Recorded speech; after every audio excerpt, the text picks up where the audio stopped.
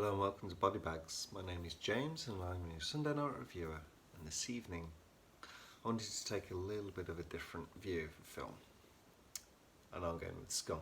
Well, I'll say a little bit of a different view of a film, just a different kind of style of horror, because this isn't a horror film per se, but what happens throughout this entire film is truly horrific, and the kind of feeling that you're left with afterwards makes you feel like you've seen something pretty gritty and dark and horrifying.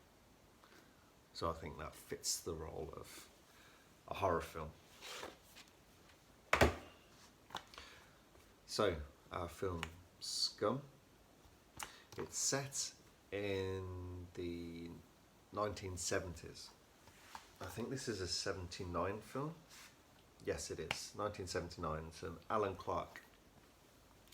So this is set in a UK Borstal. So Borstal is a basically underage prison. It's juvenile detention centre. But during the 1970s, these were rife with violence and abuse and heavy racism, and all of that is apparent throughout this film. I think the biggest actor in this, our main character, is Ray Winston, so he's the most globally recognised, and then the others we see throughout the film. A lot of people in the UK will recognise faces, and even the odd name of like Mick Ford and Phil Daniels, for example. But then there's other faces which will be recognisable from TV and other UK-based movies that probably outside the UK aren't really well known. But our main character, who, like I said, is Ray Winston, he's basically moved to a new Borstal, and he has a bit of a reputation. So he gets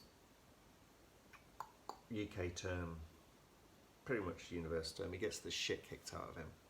And it's like a lesson, it's like the main daddy from the ward, because it's split up into sections.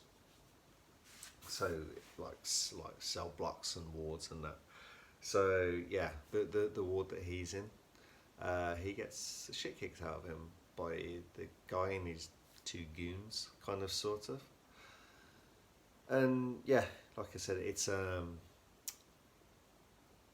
just a message to him, because he's come with a reputation, and it's this is my area.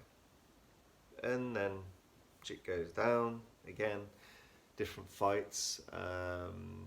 There's the infamous snooker balls in the sock, where he attacks one of the goons, and then like he threatens the other goon, and then that leaves kind of the daddy leader free. He's like it's just him and like one-on-one, and he beats the crap out of him. And all through this, it's like you've got the prison guards, which are meant to be don't forget, all these basically minors and children, so they're meant to be protecting them a little better than they do in this film, and all they do is shout at them, abuse at them. Horrendous racist language in this film. Even like for the time, I think it's pretty bad, but watching it now, it's like, damn, it's really heavy, and it's to be honest, it's pretty upsetting. It's like, it's kind of how it was at that time. This is a very accurate, I think, snapshot of the UK at this point, within the Borstal system, but kind of very much how the UK was at that time. Racism was like rife, unfortunately. So it's very, very heavy in here. Like I said, the prison guards, they're meant to be helping the kids, basically, I'm going to call them, and they're not. And this leads to kids breaking down for different reasons. You see them, some coping okay in there, some really seem to enjoy it. But there's another famous scene involving it takes place in a greenhouse, and it's basically a rape of one of the inmates, and does not get the help and support he needs. Then there's this tragic scene that happens where he's in his cell, and how it kind of unfolds, and basically it leads to his suicide that he regrets, but then the prison guard just doesn't give a shit. He's fed up of going to check on him and just leaves him to it, and basically bleeds to death. And like I said, it's a pretty troubling scene. It's like how this is filmed is very raw and very real, and it's people from different walks of life, and these are quite low. I don't want to put it into a class system, but quite lower class kids. Like the majority aren't particularly well schooled and don't have great opportunities, and that's why they've ended up in like this sort of place. But that's kind of pretty much the film. Like I said, that there's just violence that's happening throughout the whole thing.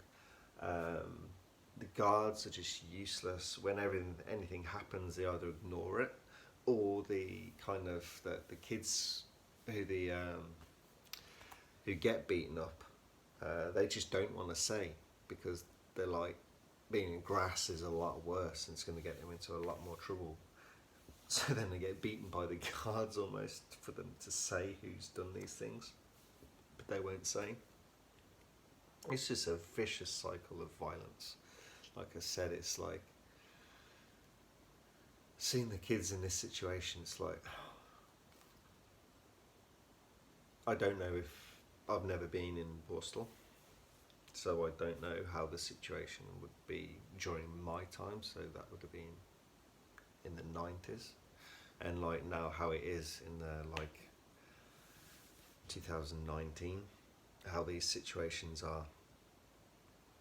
Just pray that it's nothing like this. It can't be anything like this, because it's just horrific. It's kind of, especially like obviously being from the UK and growing up in the UK, and imagine my childhood and growing up, it's like seeing these situations. It's just like, it's not the same planet, let alone the same country and the same situations. But it's a product of its time, and I think Alan Clark really tapped into that and just wanted to give a true, raw account of the situations of what's happening, and maybe voices being told, things like this getting out into the public domain so people see, so their eyes focus on these situations, that people like Alan Clark actually help, that these things are fixed and they get better and the systems improved, so these situations don't happen anymore. But like I said, not true horror, but many horrific elements. So that's the end of my review. Hope you enjoyed it. I'll catch you guys next week. Bye bye.